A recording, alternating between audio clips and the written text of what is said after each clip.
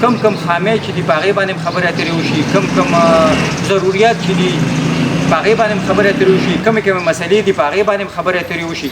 نو چې دا بار ډسکس کېږي او مشوره پرې کېږي او د تنګي هر یو ځای ته موږ ځان ورسوو او د هر کس نه دا تپوس وکړو، نو بیا هېڅ ګرانه نه ده چې دغه مسلې حل نه شي. او د دې ملګرو یا زموږ د دې ټولو د دې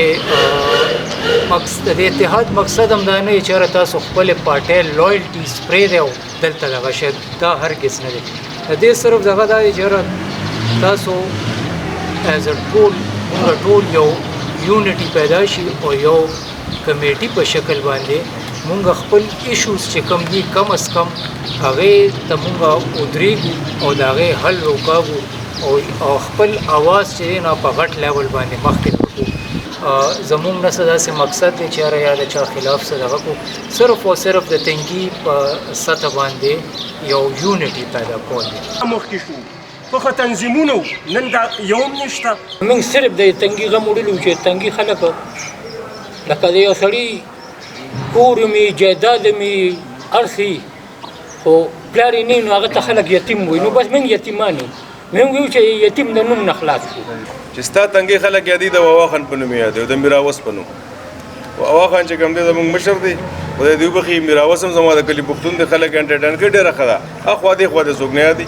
او دا څومره خلک چې دلته راغلي نو دا کریم خلک ځکه دی چې دوی په لالچ باندې نه راغلي. چې کومې مسلې دي دا بنیادي نقطه ده چې موږ دا خلک په دې پیکو چې تاسو که هر څه کوئ خو د تنګي د دې کلي په مفاداتو سودا مه کوئ.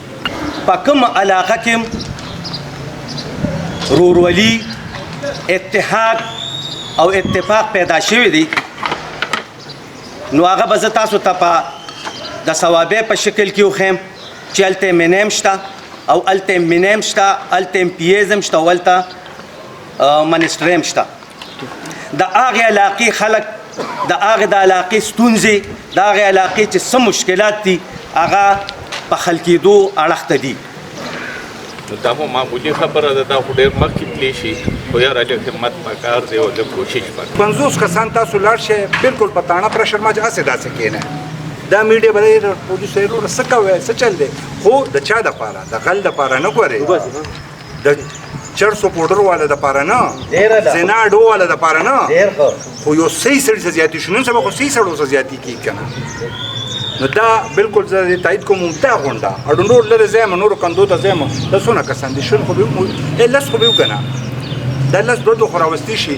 زه یو ټرای وکړم چې ښه سړي سره یو زیاتو شو تاسو کښېنئ چې ستاسو مسله هلته حل کېږي خو نه همدغه فارموله والا د وابدې دفتر ته. کله چې زمونږ یو سیاسي داسې یو ریپرزنټیټیو په پارلیمنټ کې ناست دي چې هغه ستا خبره په پارلیمنټ کې مخکې کوي، هله به خوشحالي، نوکري، صحت، تعلیم دې علاقې ته راځي. هغه حالات اوس دې نټ ته راغلي دي چې دې کې اوس یو ښه قیادت غواړي چې یاره لکه پیغمبر صلی الله علیه وسلم چې کله د نبوت اعلان کول نو هغه اول 3 کس یو ورسره یو هلک و حضرت علي رضی الله عنه ماشوم هلک و یو بیا څه کېږي رومن امپایر هغه شکست کړي 3 کسانو د ریاض دا چې موږ وایو مدینې ښار نه ټول دنیا فتح کېږي. یا هغه بل کوم امپایر و چې هغه پرشین امپایر هغه هم فتح کېږي. ولې؟ خو دې دپاره رایټ مین فور د رایټ جاب. چې دا تنګي تاسو یادوي چې زمونږ نه دې دپاره زمونږ د مال هم ضرورت دی، موږ قربان یو، د جان هم ضرورت دی، موږ قربان یو، د وخت هم ضرورت دی، موږ قربان یو.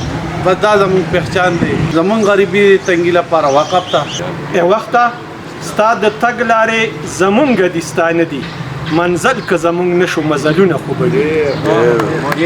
مونږ سټارټ اخلو د زیرو نه، میتھمیټکس دی، عمده زیرو داسې یو فګر دی چې دا د کامیابۍ راز ضرورت راغی نو ارڅه کې بس انشاءالله مالی او جاني ټول ارڅه کې بس تاسو نه مخکې مونږ اتفاق او اتحاد جوړول پکار او دې لپاره به سټرګل او کوشش کوو چې دا محله په محله باندې دا کوم میټینګونه وي که نه لکه د دوی دا نه چې ډېر زیات رش او ګیدرینګ به پکې نه وي د کار سړي چې راشي چې هغوی د ماغزو ته دا خبره پرېوځي او هغه بیا داسې رو خورېږي نو ابتدا کې به دا واړه میټینګونه په اخره کې به انشاءالله بیا په لویه سطح باندې دغه کېږي